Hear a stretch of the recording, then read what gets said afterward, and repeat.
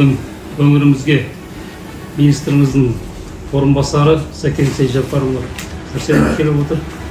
Сапармен қош келдіңіз.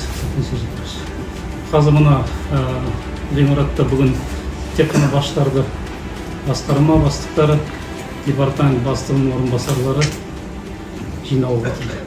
Жетісу өңіріне сапармен келіп отырмын. Сапардың себебі мынау цифрлық технологиялар қандай деңгейде сіздің жүйе енгізіліп жатыр. Соны көру,